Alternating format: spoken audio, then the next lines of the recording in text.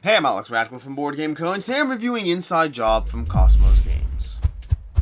Inside Job is a trick-taking game for 3 to 5 players, which combines trick-taking and a hidden trader element. In the game, the general idea, like most trick-taking games, is to win the tricks, but specifically it depends what team you're on, and there's in the basic game, there's 2 primary sides to it. Once you start diving into some of the roles, there's almost these weird neutral agents. But let's start with the basic game first. And the basic idea is if you are on the good team in the game, as the roles are distributed, if you are on the good team, you effectively want to win 9 tricks. But more importantly, you want to win 9 tricks before the insider gets 6 pieces of intel. Now all the players will start with a piece of intel, but throughout the game by winning tricks you'll gather intel. The problem is as a team you need to often win tricks to go through it, and so someone's going to need to get intel, and it's your job to make sure that the insider is not the player collecting pieces of intel. So again, your goal is to win 9 tricks, their goal is to collect 6 pieces of intel, and that results in a bit of a back and forth as you try to work towards your own personal objectives. The insider wants to win tricks while not accomplishing the mission objectives, and the agents want to accomplish the mission objectives while making sure that the insider does not get 6 pieces of intel, which possibly can be achieved by just making sure that the winners of the tricks are evenly distributed. But again, the players are not operating with the shared motive, and more importantly, like any trick-taking game, you are operating with a limited hand of cards, and therefore certain restrictions, although the players at the table may or may not know your restrictions. You're going to start each round starting off with a reveal of 2, not reveal, you're going to draw 2 missions from the deck, and you are going to go ahead and pick one. It's going to go round and round, players are going to have the opportunity to pick the mission over here, or more specifically as you win tricks, so you're going to have the opportunity to try to pick the next set over there, but you're going to pick one of these missions over here. So for example, I'm going to pick this mission over here, which has all cards played must have alternating even and odd numbers. That's the goal as we play through this hand of cards. We're playing a 3-player game right now, or simulating a 3-player game, and to that end we have 13 cards in our hand, and I know that I'm good, and so I want to make sure that I ideally win the trick, and we have to alternate even and odd numbers. So I'll go ahead and go with a nice safe 10 of yellow. It's a 10 of yellow, we'll see how it goes. We'll place that 10 of yellow, and this player over here is going to look at their hand, and they're going to go ahead, and they are the insider. I don't know that, but they're the insider. But obviously, if they don't play an alternating even card at this point in the game, it's going to look fairly suspicious. So reluctantly, they're going to go ahead and follow, and they have to follow suit if they are able to do so, or more specifically, the regular players of the game have to follow certain rules. The insider does not have to follow certain rules, but often will want to, or it will become clear that they are the insider. So you need to be careful about when you break the rules, lest you get caught out in it later, because of the nature of it being a trick-taking game. They're going to look over here. They know they need an odd card. They actually don't have a yellow, so they're going to go ahead with a nice low card. They want to save their higher cards for later, so they'll go ahead and play a 3 over here. And now they've played that to the trick, at which point all the players are like, wait a second, you don't have yellow? And they're like, I don't have yellow. For better or for worse, they don't have yellow, and now that that information is known at the table, and so we go to the next player over here, and they're going to go ahead and alternate with an odd number as well. They're not going to try to win the trick, although maybe they don't trust me, so maybe they try to win the trick, but they don't have a green. The trump suit over here right now is green, chosen by the mission card, and they don't have an easy way to win. Oh, they do. They can go ahead and play, no, they need to play yellow, I don't know what I'm talking about over here. They need to follow suit if possible, so we're going to go ahead and follow that with a 4 over here. Boom, we've now alternated even and odd suits. We've accomplished that mission. That's how our round plays out. Meanwhile, I, as the winner of the trick, will collect a piece of intel, and that potentially, for better or for worse, to the other players at the table, or more specifically, the other players at the table who are not the insider, I now look a drop more suspicious, only because I won the trick. Not that suspicious, but a drop more suspicious. That's the way a round plays out. Now you're going to repeat that process. These cards are off to the side now. We have one trick one, and we're going to go ahead and have myself draw another mission cards over here. We're going to take a look at these. We have the second or third card must be played with an intel token, or only cards with odd numbers may be played. Again, it's early enough that I think I'm going to go with this one. Only cards with odd numbers may be played. So we're going to place that. We're going to look at my hand of cards over here, and this time I'm going to specifically engage in table talk around the table. I'll tell the other players, you know what? I just won the last trick, but I don't want you to suspect me. Obviously, we all have odd cards right now, but since we just played out yellows over there, in fact, actually, no, we played yellows, but the only yellows we played were the only yellows we played right now were even yellows. So to that end, I know that this player over here does not have yellow, which actually gives him a greater sense of freedom. So if I can play an odd yellow, I'm going to go play a yellow 3 over here, an odd yellow 3. That means I'm following the trick over here. I'm playing a card out. I know they can break suit into whatever suit they want, which means they definitely have a yellow, which means they're going to go ahead and play a yellow, or they're going to play any card they want. But this is where I'm like, you know what? I appreciate the insider over here. They took a look at their hand and they're like, I appreciate your your fairness, I'll go ahead and win the trick, but don't worry, I'll make sure we rotate the intel of who wins what. But for this particular trick, I'll play a slightly higher card, nothing crazy, you know, just like I'll play a 9, I'll make it into a 9, you know, I could probably, let me see if we have a, do we have a green? We have a green. We have a green card. I'll play a light little 7, and maybe that'll win, maybe not. Who knows? Maybe they'll win, but maybe they have a yellow. We'll find out. Over here, they'll go ahead and take a look at their cards. They do indeed have a 5. They'll actually go ahead and play their 1, their lowest card possible. They'll play that, and then again, we've once again accomplished another trick, but this time, we have this player who won a briefcase. Now we're going to go ahead and start adding the rule where you can go ahead and use briefcases to make bets throughout the course of the game.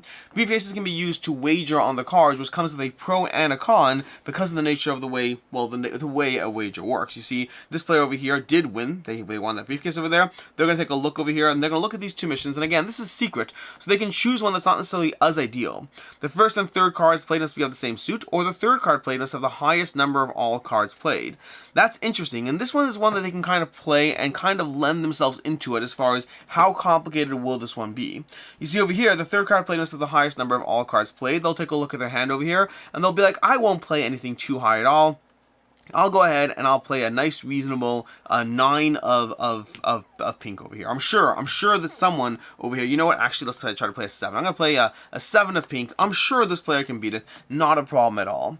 Over here, we're going to go ahead to this player over here, and we're going to have this player go ahead and play a, I don't know, they can't play the highest. They're going to try to avoid that, so they'll play the 5 over here, although they're a little worried because they know they have the 13, and then we'll come around over here, and I unfortunately cannot play anything, or you know what, I could. I'm going to go ahead and be like, you know what, I won the trick, I got that, their plans are foiled. I still didn't wager intel, unfortunately, because I'm still just playing this out as I go through it.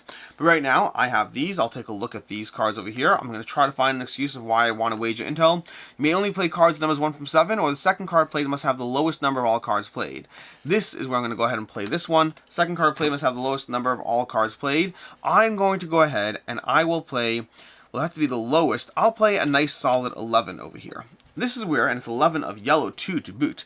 Now we know this player does not have yellow, but this player right now is going to use this opportunity to try to wager a trick against it. Effectively, what they're going to say is, hey, I don't like the fact, I know that right now we are about to win this, because I know that the problem is I want to win this trick because I want to insist this yellow player over here has too much intel. They have 3 intel, they're going to get to 4, we need to make sure they don't get to 6 because what if they're the agent? And so I'm going to table talk and bluff, and unfortunately I'm going to go ahead and play a 12, and I'm going to in fact take a briefcase and wager the briefcase on the intel over there to say, you know what? I'm going to wager that this 12 is now the trump suit. So this is now a 12 yellow. Whenever you wager intel, that briefcase, that color becomes the trump suit, which gives you some flexibility. And even though they're breaking the rule of the mission so that we will not be able to win it, the second card played must have the lowest number of all cards played, they're insisting that I just don't trust the accumulation. Really, they're just trying to win over there.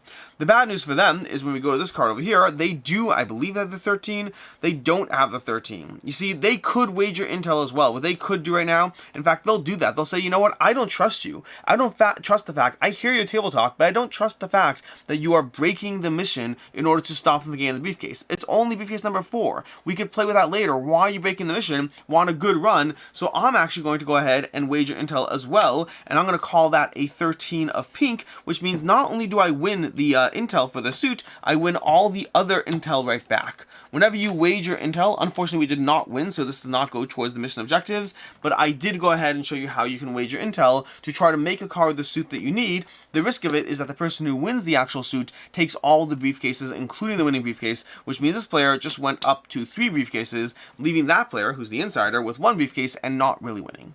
That's how you play the game. You go back and forth, you try to figure out how you can accomplish your own goals being either the mission at play or trying to get intel so you can win more cards. And the last thing we can talk about is the nature of the roles. You see, there are a bunch of additional roles you can go ahead and mix into the game. In addition to the regular insiders and agents you're going to have in play every single game, you're also going to have special role agents, from various roles for the agents, to various kind of side characters that win with their own little minigame, to sleeper agents, and then Professor No over here, who changes the way you work with the insider in general. All of these will add small little touches to the game, the way you win or the abilities you have, possibly a bugged agent who cannot get too much intel, but their role is immediately revealed, so you know they're good, but if they get too many briefcases, you'll lose the game, and so they add small tweaks to the way you try to approach this puzzle as you play through it, but that is basically Inside Job. Which means it's time for the review, starting off with the ease of play. Ease of play is not the worst if you're teaching players who have played a hidden role game and players who have played a trick-taking game. But if you haven't done either of those things, then you have to introduce entirely new concepts, and the ease of play becomes significantly harder. But if you have played hidden role, if you have played trick-taking games, it's not that hard to teach players to get them up and running as far as how this one works. Playing through a hand or two will generally get people up and running, and then you can rinse and reset and dive back into the experience. As far as playtime in this, generally runs around 15 to 20 minutes for a single round as you go through it. Could run a little slow at higher player counts, maybe 25 minutes, but it does run fairly quickly as you go through a round of play, playing your cards, choosing your missions, and trying to see ultimately who can gain the upper hand first, the insiders or the agents as you go through the experience. As far as what I like, don't like, and can see others not liking, starting off with what I like, which is the basic premise of the game. I like trick-taking games. I didn't used to, but I like trick-taking games nowadays. I also like hidden role games, so that between the two of those things, you just have a game system over here that does give you those mechanics together in a way that works pretty decently to give you, I put these cards in the wrong pile over here, that works pretty decently to give you a puzzle to solve, an engine to approach as you try to figure out how do you work together to play the cards you need to accomplish any individual mission as you go through it. So every single round you have a mission in play, every single round you're trying to accomplish a mission, and the basic premise of the trick-taking game combined with the hidden role game does work fairly decently, and the variety of roles as well gives you another way to approach it as you try to slight nuanced ways that you approach the game as far as, oh, I can't get more intel, I'm trying to win based on what the player to my right of me does instead, and so it changes the way you approach the game through that small disparity of roles. The betting system, the wagering system of the briefcases as well, gives you another degree of tools at your disposal. Tools that you can use to out the insider. Tools that you can use to try to maintain control as the insider, and those tools come with risk. They come with the risk of not being certain how the intel will be redistributed based on who wins or loses the trick. And the game gives you that sense of teamwork along with a sense of uncertainty. You're working together, except you're not actually working together. You don't know who's actually at your throat. You don't know who's trying to subvert what you're doing. And if they're too obvious, you might be able to stop them. But if they're too subtle, you might just win instead. And so it both gives you a sense of teamwork, but also a sense of unease as you play through it. It's trick-taking, cooperative trick-taking. Accomplish your missions, accomplish your goals, try to win for your team while being mindful that there's somebody else at the table who is not operating with the same goals as you are. As far as what I don't like in the game, the biggest thing I didn't like as I played Inside Job is that sometimes when you're playing this game, you can be pretty darn certain who the insider is and still not be able to do anything about it. Sometimes the insider can still subvert what they need to subvert, can still try to win their tricks. There have been games I've played of this where there was no question to anyone at the table who the insider was, and yet you couldn't necessarily stop them. And I don't like that in the game quite as much because I feel if the game has a hidden role element, then establishing who the hidden role is should give us, the agents, the upper hand, and that wasn't always the case as you played through it. Sometimes the nature of the game is that, okay, great, you're the insider, but I still have to accomplish my missions, and you can stop us from doing that, and I still have to make sure that you don't win the tricks, which you can possibly still do. And that's one thing that's slightly subverted to me what the intent of combining these two genres ultimately should otherwise be doing. As far as I can see others not liking, it's easy to have people at your throat based on the cards that you simply don't have, which is part of the challenge in front of the game on the one hand, which is sometimes a mission comes out and you're like, I'm sorry, I just don't have any more cards above a 7, it just is what it is, I apologize. And really you do. But you're hoping you're going to win before that possibility gets revealed. Not to mention the fact that depending on the player count, you have 1 or 2 cards left over that no one will ever see, so you do have some options for subterfuge at your disposal as the agent. But if you don't like the idea that a bad hand is going to have people jumping down your throat, this game's not for you. If you don't have the right cards, if you start off early and you just don't have any yellows when you needed to have yellows, and people are like, come on, you had 13 cards, you didn't have a single yellow, you will sometimes be accused just because of the nature of odds and statistics and unrealistic circumstances that you cannot defend but have ultimately happened to the hand of cards that you have. That is a thing that will definitely happen as you play through this. As far as final thoughts on Inside Job, I overall enjoy this game. I overall enjoy Inside Job. It has trick-taking, it has hidden role elements, and the combination work pretty decently. I don't know fully where I land in this though, because I think that while it works decently, I find that most of the time I'd rather just play a fully cooperative experience or a fully hidden role experience instead. I find that the combination does produce a game that I very much enjoy. I enjoy Inside Job. I'm happy to play this one. I like the variety of roles and the slight tweaks that they don't have a ton of depth to the variety. I find the core experience is still the core experience and is most of the game, but they had small tweaks to the way you approach the game. And again, it's overall a fun time. I like this game. I'm never going to turn it down. but I do find myself almost preferring to just play a fully cooperative trick-taking game without the hidden roll element, and if I want that hidden roll element, I think there are other game systems that do it better.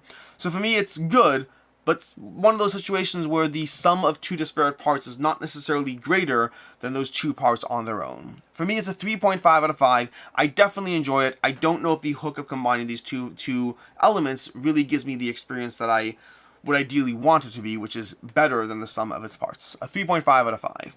If you're looking for other game recommendations, on the other hand, I'd highly recommend The Crew. The Crew is a game that, to me, this is the feeling I get. The best parts of playing the Inside Job, I get when I play through The Crew. So as much as I do enjoy this, I'm almost always going to just select The Crew instead, because it has that pure cooperation without trying to mix in the hidden roll elements, which work well, but I'd rather just play a hidden roll game instead. On the other hand, if you did like Inside Job, or if you did like a different game and looking for similar games, Shamans from Machete Games has a very similar mechanism as far as a hidden roll trader trick-taking experience. Very different in the way that it's run, beautiful production core value, overall a very solid game. For me, also similarly, it didn't work 100%. It was a game I enjoyed, but didn't fully take me over the finish line. But if you like Inside Job, you may well like Shamans, and if you like Shamans, you may well like Inside Job. In any case, until next time, I'm Alex Radcliffe from Board Game Co. I hope you enjoyed this video, and as always, I hope you have a good one.